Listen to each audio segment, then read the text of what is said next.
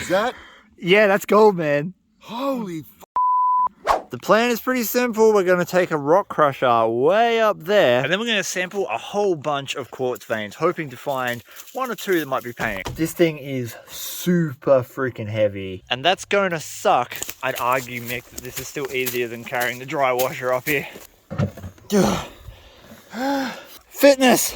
Today we've bought a little panning station. We've got 20 litres of water and a little 25 litre tub. I should know the numbers of my gear. That way when we get our samples out of the hard rock mine, we can take a small test pan of the crush, pan it off, and if it doesn't have any gold, we don't need to keep working that vein. We can move on to the next one. Saves us doing a lot of work for no benefit. This right here is one of the main vein structures the old boys were chasing. Obviously at this point, it started to get weaker and they gave up on it. And we know that because whilst they obviously worked this section, once you get up to the end here, you see that they left the quartz completely alone.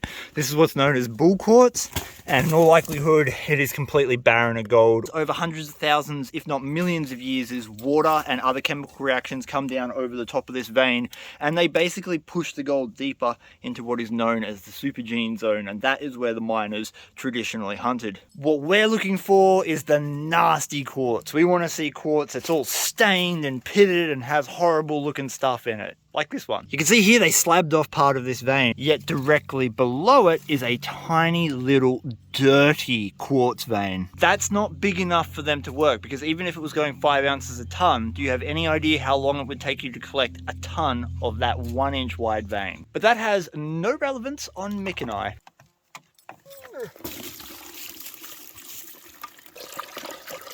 This material fell out of the crusher on the way up, and it actually comes from that spot we've been dry washing up there. So you know we've got to pan it.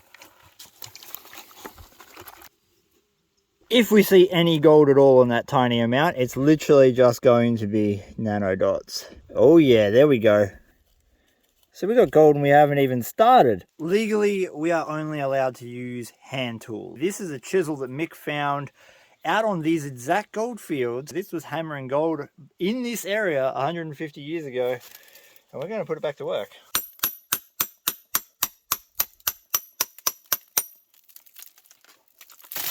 That right there, that's exactly what we're looking for.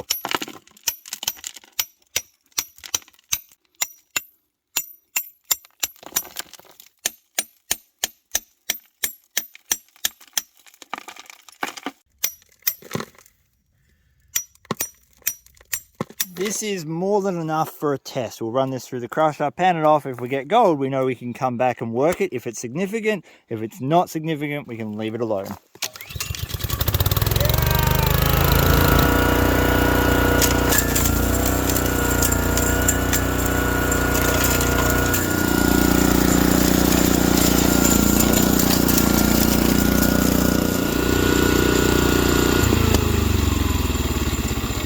It generates a lot of static electricity and we kept getting zapped. First pass, pretty good. We're not going to be too pedantic about getting it down to absolute complete micro dust. More. 3. Yes, I'm full. I'm not going to reveal each pan. We're literally going to do like the entire lot and find out at the end.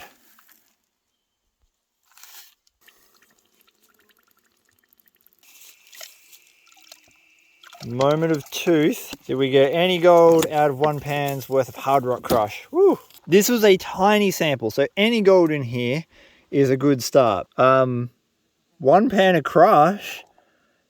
Yep. There'd be gold in that. Look at that. Mixed in with the sulfides. That's a good show. That was only 1 pan's worth of crush, and we ended up with probably 50 nanodots in there. That is a really good result for hard rock ore. We're going to sample more veins, but that's a good start. All of that is gold and sulfides. I reckon this vein's going to have it in it too. We're going to have to slump this off to access some of it.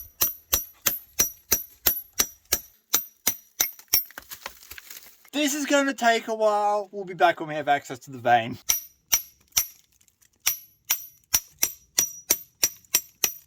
That was a lot of work to access one tiny portion of the vein. However, we're there. We're not going to get much sample out of this vein here, but we have accessed at least 5 inches or so worth of it.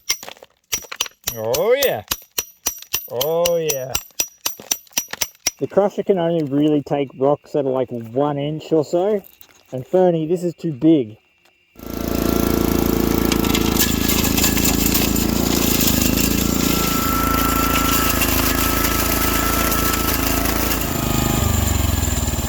This thing is so freaking cool. It literally takes maybe 10 seconds to put through an entire pan's worth of ore. Ooh. Just as before, we're going to keep panning down until we get all of the cons done and reveal it at the end. The last potato. Oh yeah. Oh, we got gold. We got just as much, but it's finer.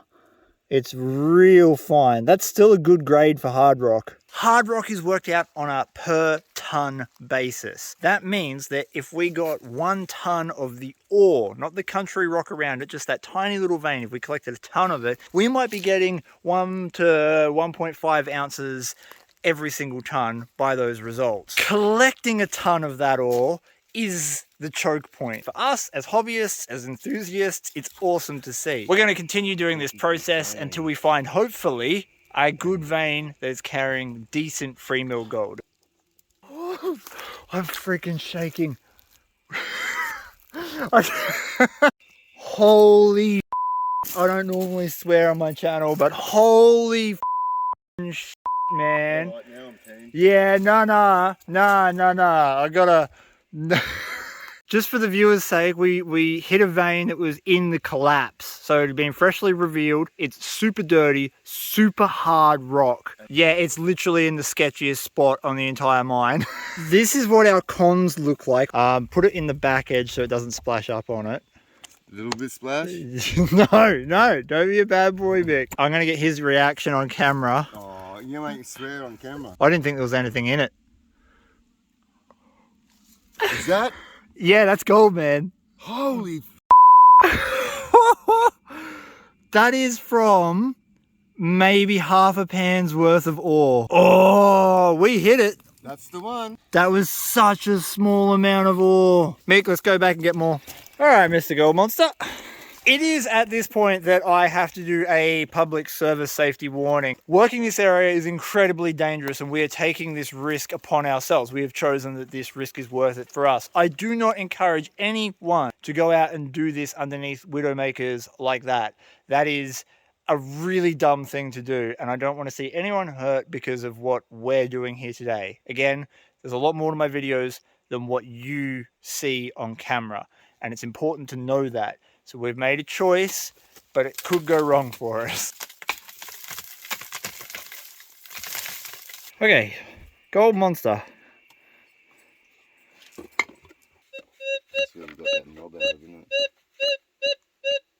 Iron to gold, iron to gold. That is 100% a gold nugget sitting in that wall right now. And we're getting it.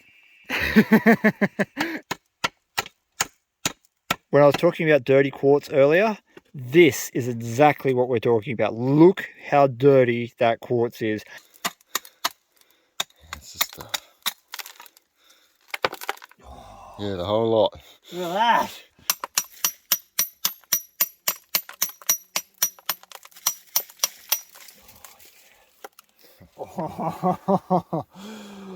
Oh my god, I really just want to see like a piece of gold hanging off it. But to put it in perspective, the gold you just saw was from about 1/4 of the amount we have in here. We've got an entire pan's worth of ore. That's a lie. We've got 3/4 of a pan of ore and full gold signal. Nope, that's definitely in there. I think we found it. We need water. I can see the gold, but it's not going to be visible on camera until I get rid of the mud. But you can see some little pieces of gold just sticking out right there. That is visible free mill gold. This is an incredibly rare find. And we've got a whole bucket of it. What we're doing is just using the Gold Monster to track the, hopefully, premium parts of this reef because We're only using freaking hand tools, so it's slow going. And we pulled out a lot of signals from here. It looks like we actually got the signals, man. Yeah. Yep, we got the signals. VLF detectors like the Gold Monster run on a super high kilohertz rating, and that means that they're able to keep track of those very faint, fine lines of gold running through the rock. It took a fair amount of time, but this is everything we collected that should fit straight into the crusher without thinking about it. Alright, let's see if there's any more gold.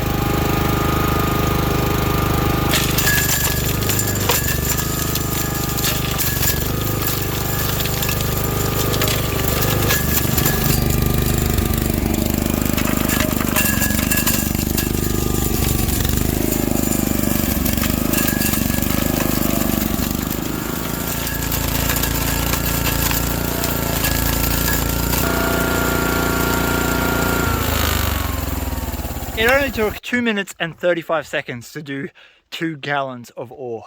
This is just the wrong, this is not how you do mining maths. And like for a first pass, that is pretty good. Please sir, may I have some ore? Only rich stuff. Only rich stuff, yes. Only the best. We're going to reveal this first pan, see if there's any gold in there. There might not be, you never know. These veins have really rich sections and really poor sections. And then we're going to do the rest of the entire bucket into this pan and reveal it all at once at the end. Clean water. Okay, moment of truth. Oh yeah. God. Oh my god, look at that! No, That's from one pan! the top. The top! We've got a whole bucket! Look at that specimen! Look at it! These rocks. Look at all the fine gold! Oh my god! Eureka! Woo! Gold! That's just a scoop off the top. That's just like not even a full 10-inch pan's worth of ore. Fernie, you blessed it. Oh, you did.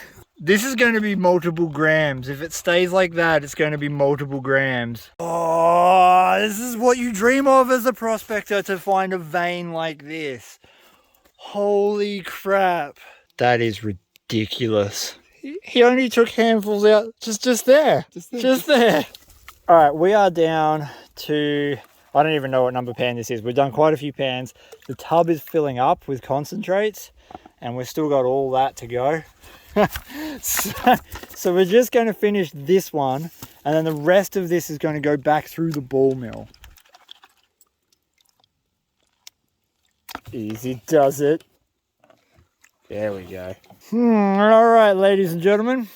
So Mick, here we go. This is the product of 3/4 of that bucket. We still have another 10-litre bucket of stuff to crush. Plus we've got to run it all through the ball mill because of the free mill gold. So bear that in mind. There's a heap more work we've got to do. Oh yeah. Oh yeah. Oh yeah, look at that. Look at those nuggets. Nuggets of fine gold just everywhere. Look at that fine gold. That's why we have to crush it. And that's the thing about free mill gold. Like the rocks that are down the bottom here will still contain that super fine stuff. That's not even including what we've already sucked up in the snuffer bottle. What we're going to get out of that stuff once we recrush it. What we haven't even finished panning, and the 10-litre bucket of ore up the top. I don't think we're going to need too much help revealing this. There's no black sand to worry about. And just there's all our gold. Look at that. The amount of fine gold that's in there is insane.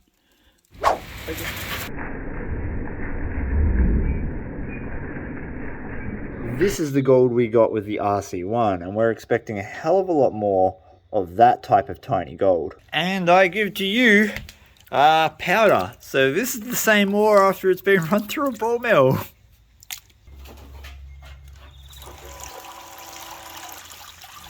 Yeah, so we're dealing with this today. Not even on the creek and getting wet. That's how you know you're getting some rain. The first scoop.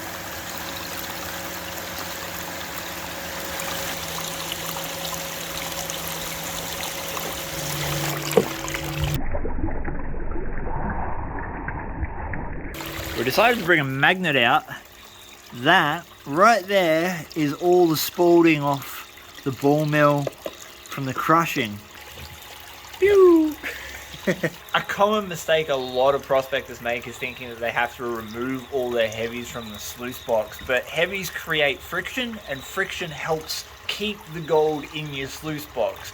A certain percentage of heavies, not all of them, you can remove some, but a certain percentage will help you retain gold. In our case, we don't have any heavies other than the steel, so we're leaving it in there.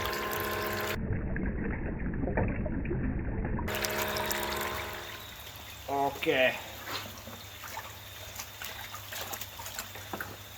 Yep. This is the pan from the bottom of the bucket. I'm just going to hand pan that down real quick. And then we'll empty the sluice box out and see what we actually got.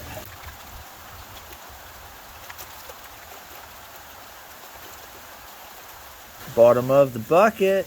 Bottom of the bucket had a little bit of gold. I mean, if that was just what was sitting down there, I'm pretty keen to see what we got in the sluice box.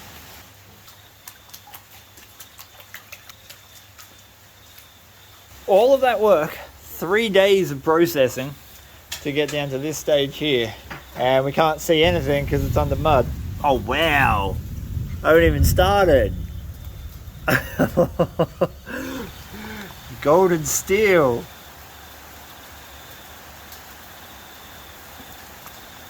It's all gold, isn't it? Look at that. Look at that.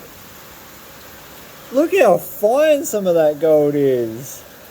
Perspective time. This is what we crushed and processed on site. However, to release the rest of it, we have to break the quartz up, and you can see just how fine that gold is. And it also shows you why you have to crush it down to that very fine powder, because that's what we got from the impact and that's what we got from the ball mill. I mean, there has to be a couple of grams of gold there. Literally the stuff gold prospectors dream of has finally happened.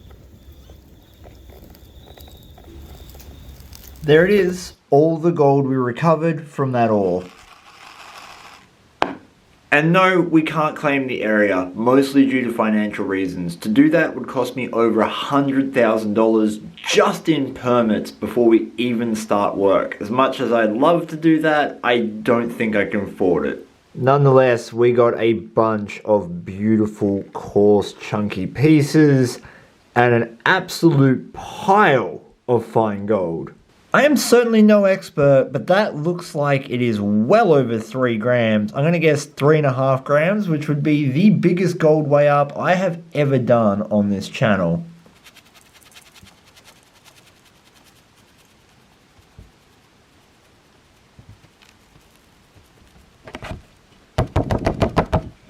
Woohoo! 3.82! 3.82 grams of gold is worth $319.92 Australian at the time of recording. Officially the biggest gold weigh I have ever done on this channel. And as you may be able to tell by the growth of some hair back on my head, time has passed, we have collected multiple buckets of that ore and processed some, and we're still getting that kind of gold every single run. But until next adventure, please give your dog a scratch behind the ears for me. Peace, and I'm out.